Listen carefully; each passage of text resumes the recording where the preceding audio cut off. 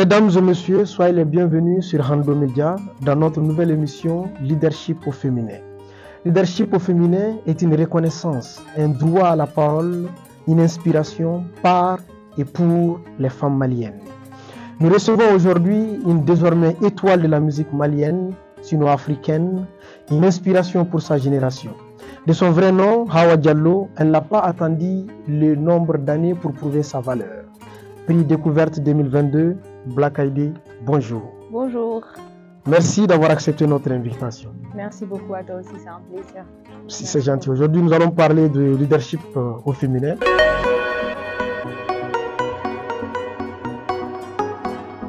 L'idée, c'est qu'on puisse parler de toi, si tu me permets de te tutoyer, de ton parcours, de ta personnalité, pour que tu puisses inspirer d'autres jeunes dames à faire comme toi, sinon plus. Oui.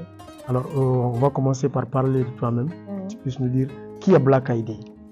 Alors déjà, Black ID, c'est une fille complexe, simple, qui a les deux facettes, mais en même temps qui est vraiment consciente de sa vie sur ses terres et de ses combats et de tout ce qu'elle est censée faire. Voilà, je m'appelle Hawa Diallo à l'état civil, j'ai 20 ans, disons, et je suis malienne, je suis artiste chanteuse. Voilà. Okay. Les études? Côté études, je préfère ne pas trop en parler. Ok. Le prix Découverte RFI 2022, qu'est-ce que cela t'a apporté concrètement? Ah, beaucoup de choses. Le prix Découverte RFI, c'est quelque chose qui a complètement changé ma vie et ma vision de l'art. Il faut savoir qu'avant ce prix-là, je n'étais pas du tout celle que je suis aujourd'hui. C'est vrai qu'on ne finit jamais de s'améliorer, mais ce prix-là a changé ma personnalité, ma manière de chanter et surtout ma mouvance sur scène. Donc, ça a vraiment été quelque chose de magnifique dans ma vie et ça a été l'un de mes plus beaux cadeaux dans le milieu de la musique. Okay. Des tournées, beaucoup de tournées? Beaucoup de tournées, très très fatigant, mais en même temps très très spécial et une découverte assez exceptionnelle. Ça m'a permis de découvrir qu'il y avait d'autres choses qui étaient différentes de ce que je voyais au Mali. Les personnalités, l'image, les pays, leurs difficultés, en même temps leurs forces. Donc c'était vraiment magnifique. On parle de beaucoup de concerts là, on va sur le Tchad, le Rwanda, Kigali, la France. La France c'était un concert privé? Oui, un concert privé. C'était magnifique. Oui, j'ai vu les images. Merci beaucoup, c'est gentil. Le quotidien de Black ID, c'est quoi? Alors j'ai un quotidien assez bizarre, mais en même temps assez complexe. C'est vrai que je lis beaucoup, parce que j'adore la lecture. J'ai plein de livres à la maison. Des fois, je commence même un livre sans finir l'autre. Voilà. Bien, ça. Et après, je dors beaucoup. Ouais. Je dors beaucoup. C'est pour compenser? Ouais, pour compenser surtout parce que j'ai plein d'activités que je fais. Et après, j'aime aussi beaucoup sortir, me détendre et aérer l'esprit. Donc après ça, je suis à la maison. En parlant de lecture, un coucou à nos amis du Club de lecteurs de Mali qui se réunissent chaque samedi autour d'un ouvrage à l'Institut français du Mali. Mais Black ID aime sortir avec la notoriété, c'est pas facile. C'est sûr que c'est pas évident. Ouais, c'est vrai que c'est pas évident. Mais comme j'aime beaucoup les lieux où il n'y a pas beaucoup de monde, donc je pense que ça va. J'aime beaucoup les lieux restreints. On te fatigue pas lors de tes sorties? Bah, j'appelle pas ça trop de la fatigue parce qu'après, c'est les gens qui t'aiment. Donc, s'ils t'approchent, l'amour, c'est vraiment quelque chose de magnifique. Donc, quand il y a des gens qui t'aiment, tu ne peux pas. Donc, voilà, c'est pas une fatigue. Oui, mais moi, je peux sortir, aller prendre un café facilement. Il n'y a pas de demande de selfie ni rien. Ouais. J'aime bien peut-être ça. Ouais. Et toi, est-ce que tu peux faire ça? Sans qu'il y ait de tracasserie, c'est pas évident. Non, ça te dérange pas ça? Non, je ne veux pas me plaindre parce que c'est une grâce. Okay. Donc ça va. J'ai vu dans tes interviews et c'est normal, hein, oui. Il t'arrive parfois de douter. De douter même de peut-être ta carrière même. Ouais. Tu peux nous parler de ça? Bien sûr, alors je pense que je ne suis pas seule, il y a beaucoup de personnes comme moi, surtout quand on est jeune et qu'on est face à de grandes choses, à de grandes personnalités. Des fois, on se sent petit parce qu'il y a l'âge. Et en même temps aussi, il y a ce que la société pense de toi. Parce que j'ai pas... Des fois, je suis avec des personnes qui font l'âge de mon père, de ma mère, ou même plus. Donc, des fois, c'est un peu stressant, mais avec le temps, on arrive vraiment à connaître notre valeur, à s'accepter et à se dire, bah, si tu es là, peut-être que c'est parce que tu le mérites. Donc ça éteint un peu le doute, mais sinon, le doute, il est tout le temps là. C'est comme un combat entre moi et cette chose-là. Mais ça me donne aussi la force de toujours me débattre et d'aller de l'avant. Donc, en quelque sorte, c'est bien. Des fois aussi, c'est pas bien, mais je suis à un stade où je me dis que c'est bien parce que ça me booste. Mais quand ça ne te booste pas, c'est là que ça devient un peu toxique. Mais voilà. Mais le doute, c'est concernant quoi? La carrière, le choix peut-être? Tout, le choix, la carrière. Tu te dis que ça aurait été mieux d'être peinarde quelque part, peut-être à l'école, en train de Ouais, bon, avant, je me disais que c'était mieux ailleurs que la musique, ou autre chose que la musique. Mais je suis à un stade où je ne peux pas dire ça parce que ce que la musique m'a apporté au niveau de ma connaissance, au niveau du changement de mes personnalités, de mes croyances, je me dis que je ne pourrais pas gagner mieux en fait. Donc, je remercie beaucoup Dieu pour tout ça en fait. Des histoires amusantes de personnes qui t'écrivent ou qui te parlent, qui te disent, surtout des jeunes dames, parce qu'on est dans ce cadre-là, Oui. qui t'inspirent et qui t'ont peut-être des histoires qui t'ont touché. Ouais, bon, il y en a beaucoup. Tout le temps, je reçois des messages des jeunes filles qui me disent bah, tu m'inspires beaucoup à ton jeune âge. Il y a même une mère, un jour, elle m'a appelée, elle m'a dit qu'il y a sa fille de 10 ans ou 15 ans, je ne sais pas, que je lui inspire, qu'elle passe toute la journée à écouter mes chansons, mes photos. Et je me suis dit vraiment, c'est bien d'inspirer des gens à cet âge-là. Voilà, c'est un cadeau pour moi, quoi. Je suis vraiment reconnaissante. On peut parler de la situation matrimoniale? Oui, bien sûr, il n'y a pas de souci. Black ID est marié? Non, J'espère que ça peut intéresser nos internautes, on ne sait jamais. Bah ouais, ça les intéresse parce que tout le temps, j'ai un nouveau mari dans mes commentaires. Voilà. J'ai plein de maris dans mes commentaires TikTok. Hein. N'est-ce pas? Salut, bah ouais. On attend juste le jour du mariage. Donc, à tous les maris de TikTok de Black ID, bonjour, bonsoir. Voilà, il faut vous abonner. Plein de bagues partout ici. N'est-ce pas? Bagues de fiançailles, bagues de mariage, beaucoup j'en ai. C'est bien. Oui, non, Black ID, elle n'est pas mariée. Ok. Voilà, je ne suis pas du tout mariée, j'ai pas d'enfant. Voilà. Engagée peut-être? Non. Ça intéresse les gens, ça peut les intéresser. Non, je ne suis pas engagée, je ne suis pas mariée. Tu avais dit que ça t'arrivait parfois de douter. Quand tu doutes, qu'est-ce qui te fait tenir? Qu'est-ce qui te fait... Oui. Bah, je pense que c'est Dieu et en même temps ma famille et les personnes qui m'entourent. Parce qu'il faut savoir que j'ai un soutien vraiment très très colossal qui vient de la famille. Et aussi tous ces jeunes enfants et ces jeunes filles qui me disent que je les inspire, ça m'empêche de abandonner. Et je me dis aussi que si j'en suis jusqu'ici, c'est qu'il y a plein d'autres choses.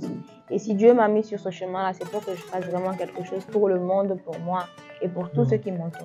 Donc c'est ce qui me pousse vraiment à tenir. Parlons maintenant de ton style, que moi je trouve magnifique. Hein. J'ai vu les images du Rwanda, Sénégal. Vous avez le Sénégal? Dakar, oui. Dakar.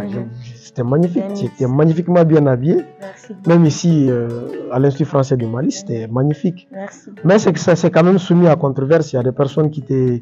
Voilà, la coiffure surtout. Je trouve que, je sais pas. Comment tu arrives à gérer ça au quotidien? Ouais, alors pour la coiffure, c'était que j'avais des problèmes de cheveux en fait. Il y a beaucoup de gens qui ne comprenaient pas ça. Ok. Je pense que c'est à cause de ce problème-là que ce style était voulu. Mais maintenant, comme vous le voyez, je suis en mode rasta. C'est pas poussé que ça. Donc les cheveux ont poussé. Alhamdulillah. Grâce à ça, alhamdulillah, je remercie Dieu nuit toujours pour ça. Parce qu'on m'avait trop fatiguée à cause de la coiffure là. Okay. Mais le style, tu me dis de parler de la coiffure, non? Oui, mais peut-être le look aussi, pourquoi pas? Ouais, bah ce look-là... Le look que tu assumes d'ailleurs, hein, sur tous les plateaux, tu l'assumes. Oui, je l'assume parce que, comme je le dis, j'aime beaucoup et me baser sur l'universalité, c'est-à-dire le mélange de cultures. Je trouve que c'est très important.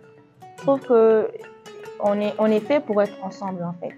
C'est vrai qu'on a des personnalités différentes, des mondes différents, mais je pense que si on arrive à les joindre, on fera vraiment quelque chose de magnifique. Donc c'est à la nouvelle génération de parler de ça, de propulser ça, parce que c'est ce qui est vraiment notre force, la différence. Quand on la lit, ça donne quelque chose de magnifique. Je pense que j'appelle mon style un peu l'universalité, en amont. Oui, mais universalité certes, mais on voit que tu es beaucoup traditionnel, tu es beaucoup dans le... Tu aimes bien mélanger les deux. Et ce qui n'est pas forcément anodin, on en parlait tout de suite juste avant l'émission. Les jeunes dames de ton âge, 20 ans, 21 ans, elles vont en boîte de nuit. C'est pas mauvais. Ouais. Mais toi, non. Toi, tu vas carrément à la découverte, à la conquête du monde. D'où te vient cette maturité-là? Cette maturité, je pense que ça vient des difficultés. Vous savez, il y a des enfants de 8 ans aujourd'hui qui sont plus matures que les vieux de 30 ans. Ça, je vous l'assure, parce que j'ai discuté avec beaucoup de personnes.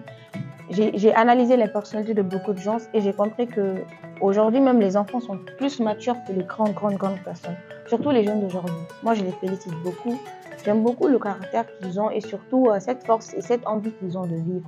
Parce que c'est la seule chose qui nous reste, la force de vivre. C'est ça en fait. Donc je pense que ma personnalité, c'est les difficultés, c'est toutes les choses que j'ai eu à vivre dans ma vie. Parce que la musique, c'est un milieu très complexe. Et surtout quand on y rentre à un jeune âge, on est face à beaucoup de critiques très malsaines, très toxiques. Et moi, je pense que quand on arrive à faire de ça une force, ça fait de toi une personne qui a beaucoup de caractère. Je pense que c'est dû à ça, c'est dû à tout ce que j'ai vu, tout ce que j'ai entendu et tout ce que j'ai enduré. Donc, c'est ce qui fait de moi ce que je suis aujourd'hui. C'est très bien, et tu en es fier, c'est ça l'important. Ouais, c'est ça. Ce qui aurait pu détruire d'autres, toi, tu en sers pour construire ta personnalité. En parlant de difficultés, tu peux nous citer quelques-unes, surtout liées au fait que tu sois une femme, c'est pas évident. Ouais, Dans un milieu comme le showbiz, quelques difficultés que tu as eu à rencontrer et tu as pu gérer. Et ça nous intéresse pourquoi, parce qu'on veut savoir comment tu as pu gérer. Quand on est jeune, et surtout quand on est une femme dans le milieu de la musique, c'est très très compliqué. Surtout au niveau de la famille, je ne parle pas au niveau de ma mère ou de mon frère parce qu'ils m'ont beaucoup soutenu. Mais au niveau du père, je pense que ça a été très très compliqué pour lui de comprendre et d'accepter que moi j'ai été musicienne. Même malgré le fait que j'arrivais à accumuler assez de succès, il était toujours à 100% d'accord. Et puis aussi, en dehors de ça, il y a les autres personnes. Des gens qui n'étaient pas du tout d'accord, surtout avec mon style. D'autres disaient que moi j'étais de l'autre côté. Mais je n'ai pas parlé, même jusqu'à présent, il y a beaucoup de gens qui parlent de ça. Mais je ne veux pas parler de ce sujet-là parce que chacun est libre de faire ce qu'il veut. Chacun est libre de choisir ce qu'il veut. Donc il y a eu des critiques sur le style. Tu te prends pour un garçon. Vas-y, tu as trop de caractère. Laisse les gens choisir à ta place. Tu es une femme. Il y a tout le temps cette voix qui vient là en fait. Donc je pense que c'est ça les difficultés. Et aussi au niveau de mes frères artistes qui étaient censés m'aider et me tendre la main, même c'était eux aussi qui ont été très très méchants avec moi. Je me souviens même, il y a un artiste, je ne vais pas dire son nom. C'est ça. Un jour, je l'ai appelé pour un featuring, mais avant ça, c'était lui qui m'a appelé en premier. Donc, pour le featuring. Au studio, oui, direct, j'ai fait tout. J'étais très gentille et très ouvert avec lui. Mais à mon retour, moi aussi, je lui ai demandé un featuring. Il a mis du temps, il n'est pas venu au studio, j'ai rien dit. Après, il est venu. Donc, je lui ai dit, il y a un clip qu'on doit faire ensemble. Il a dit, ok, il n'y a pas de souci. Premier jour, on l'appelle, il ne répond pas. Deuxième jour. Le featuring, vous l'avez fait? On a fait le featuring, mais c'est le clip qui a causé le problème. Donc, on était en tournage, je l'ai appelé. La deuxième fois, il a dit, ok, il n'y a pas de souci, il vient. J'ai même séché les cours pour aller au tournage. On avait payé les tenues. C'est lui qui devait faire le clip. On avait tout payé, on avait tout mis en place. Donc on était là, on l'attendait, il a dit il allait venir. 1 heure, 2 heures, 3 heures, il ne vient pas, on repart. Après il me dit le mercredi. Je dis il n'y a pas de souci. Le mercredi aussi, je sèche les cours, je vais au tournage, je paye aussi, il ne vient pas. Donc après je l'ai appelé, je lui ai dit c'est bon, ça va. Il a dit qu'il veut donner un autre RDV, j'ai dit non. C'est un artiste qui est connu, beaucoup de gens le connaissent. Donc il y a eu des choses comme ça en fait, beaucoup. Jomaya, je ne sais pas comment le dire. Bon, je sais pas. Ouais, Jomaya, voilà, ils m'ont beaucoup minimisé dans ce game. L'âge et surtout peut-être le fait que tu sois une femme. Ouais, je pense que c'est ça en fait. Même comment tu as su gérer tout ça? En m'éloignant, tout simplement. En traçant ton chemin. Exactement. Et à cause de ça, beaucoup de gens disent que, je sais pas comment le dire, Kibi yere fusé à Ouma, ou bien qui te fait gadouya, c'est pas ça en fait. C'est un milieu où les artistes sont très très méchants des fois. Des fois, c'est eux-mêmes le problème, pas les fans, mais eux. Ils sont très méchants entre eux. Beaucoup de jalousie et surtout pas d'aide. Dans le milieu de la musique, quand tu veux avancer, tu dois jamais miser sur un autre artiste comme toi. Tu dois miser que sur toi et tes fans parce qu'ils sont très très méchants. Ça, je le dis clairement. Ouais. Ça, c'est quand même une triste réalité que tu nous en prends là. Exactement, ils sont très méchants entre eux. Voilà. Surtout quand tu es nouveau dans le milieu, on ne te tend pas la main facilement. On te persécute. Au-delà de tout ça, tu as su quand même frayer ton chemin. Exactement. Avec de grandes collaborations quand même. Ouais. De grandes collaborations, j'ai vu Keb. Oui, le fameux Keb. Le fameux Keb, j'ai vu le featuring avec Keb, j'ai vu d'autres featuring récents.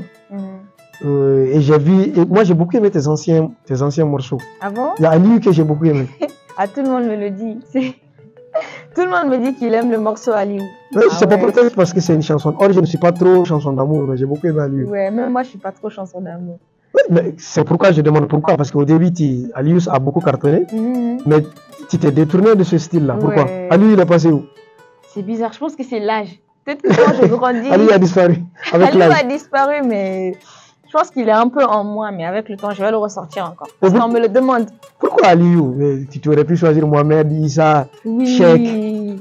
La musique, elle est très très complexe. Tu sais, Aliou, c'est même pas mon histoire. C'est même pas l'histoire d'une amie, ni une histoire d'un de mes proches. C'est juste une inspiration simple que j'ai faite. Donc voilà, et ça a plu aux gens. C'est clair que ça va plaire et surtout que tu aimes lire. Ouais. Quelqu'un qui lit, c'est clair que la créativité est là. Des harcèlements à signaler peut-être au fur de ta carrière? Ouais, des harcèlements, il y en a beaucoup. Tu peux en donner juste des exemples sans citer des noms.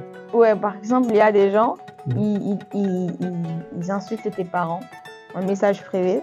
Okay. Il y a aussi des gens qui t'envoient des messages un peu bizarres. Ça, j'en ai vécu, surtout quand on est femme encore. Donc, il y a eu un peu ça. Ok, comment tu as géré? Tu réponds pas? Je réponds pas. Comme je te l'ai dit, moi, je m'éloigne. Quand c'est pas bon, je m'éloigne. C'est tout. Ok, un conseil, peut-être un dernier mot, à tes fans, surtout à ces femmes-là qui t'inspirent. Ouais.